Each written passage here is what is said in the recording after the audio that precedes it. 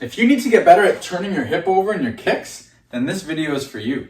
So what's going on, guys? It is the Flexibility Maestro here. In this video, I just wanted to go over an active internal hip rotation exercise that can definitely make your roundhouse kicks and side kicks a lot easier to throw if we get strong at internally rotating the hips, and it will just do wonders for your hip mobility in general as well. So this exercise is simply called the active internal hip rotation. All we're going to need for this exercise is going to be 2 yoga blocks, at least to start. And we're going to want one for head support, as we're going to be lying on our side here. And the other one we want for compression between our thighs here. All right, so to set up in the position, we want to assume a 90-90 position in the legs, which means the hips or the knees rather are at a 90-degree angle, and the hips are at a 90-degree angle relative to the torso. So we don't want the knees kind of pointing down below, and we don't want them way up high either. We want a nice 90-degree angle of hip flexion here. And we can rest our head on the support.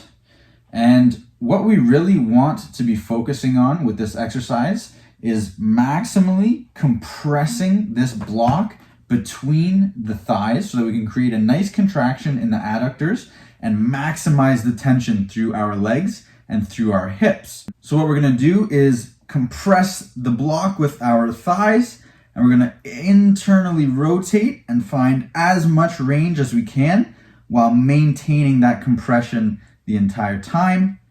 And then we can come back down, and we can either hold this isometrically at the top, or we can move through it for repetitions and hold at the top of every rep, just like this.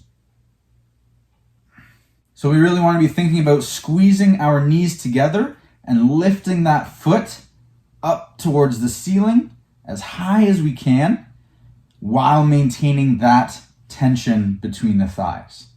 And if you're really cramping heavily, we can just open up the thighs in between reps like that and then get back into it.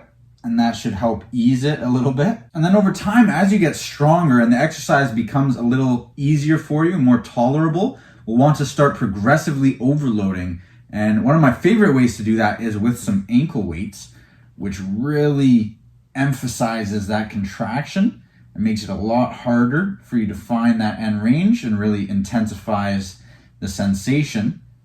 Or our other option is to use a resistance band. And this can create the same effect, if not greater for some people, and also depending on the load of bands that you have available to you. But we're going to want to really progress our strength as much as we possibly can in this internal rotation capacity, so that over time, expressing that range dynamically is going to become much, much easier. So that is the active internal hip rotation.